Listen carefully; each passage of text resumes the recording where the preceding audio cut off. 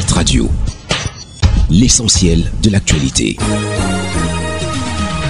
Justice totale. Bienvenue à tous à cette nouvelle édition de l'information sur Hit Radio. En santé, pour la première fois en Afrique centrale, le Cameroun abrite depuis ce lundi à Yaoundé le congrès mondial de chirurgie endoscopique en gynécologie. Près d'un millier de participants dont des sommités scientifiques y prennent part, une plateforme pour les spécialistes du domaine qui examine les mécanismes de prise en charge des pathologies gynécologiques par des pratiques modernes en chirurgie endoscopique.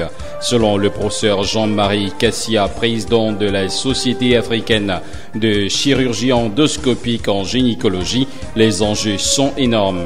Ils sont à la fois de l'ordre du prestige pour le Cameroun qui accueille ces sommités et aussi et surtout scientifiques pour le flux de connaissances et de compétences jamais égalé en une semaine. Les travaux font l'objet de débats entre autres des problèmes d'infertilité, l'hystérioscopie opératoire, les adhérences pelviennes, la cancérologie, les fibromes et l'endométriose.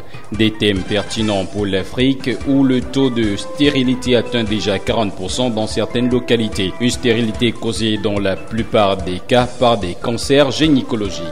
Parlons de la crise anglophone à présent. L'arrondissement de Tchang dans la région de l'Ouest Cameroun fait partie de ces localités qui connaissent en ce moment un flux de déplacés victimes de la crise anglophone qui sévit au nord-ouest et au sud-ouest du Cameroun. C'est une migration qui ne laisse pas indifférents les autorités administratives dans le souci de donner aux déplacés un bon accueil, mais aussi de maintenir la paix dans leur territoire de commandement. C'est ce qu'explique le communiqué que vient de rendre public Jules-Éric Koumet, sous-préfet de l'arrondissement de Tchang.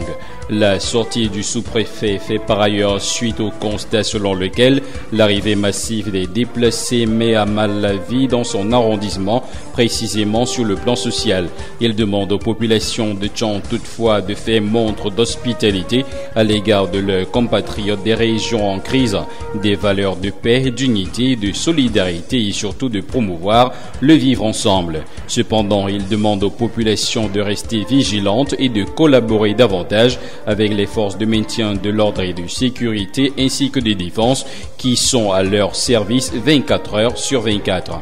Affaire à Tangana Kuna contre l'État du Cameroun, l'avocat de l'ex-ministre de l'eau et de l'énergie demande sa libération en indiquant qu'il a remboursé plus d'1,7 milliard de francs CFA.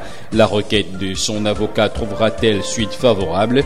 La réponse du procureur général près du tribunal criminel spécial est attendue. Emprisonné il y a de cela un mois seulement, c'est depuis environ 4 ans que Basela Tangana Kuna est dans le viseur de la justice camerounaise.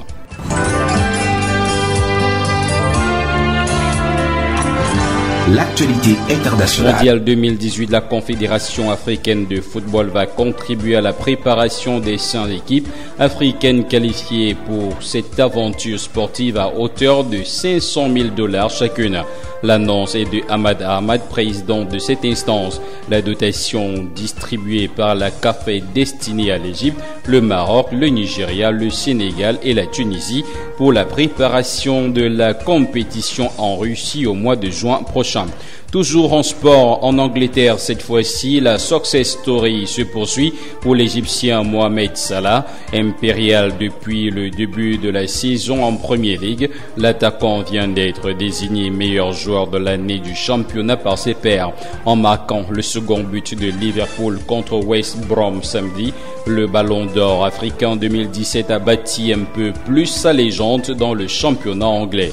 Auteur de 31 buts cette saison, il égale à ce jour les performances d'Alan Shearer en 1996, Cristiano Ronaldo en 2008 et Luis Suarez en 2014. Mais le temps joue encore en faveur du Pharaon qui dispose de 4 journées pour améliorer son record.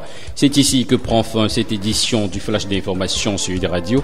Restez en compagnie de nos programmes. Hit Radio, une info d'avance.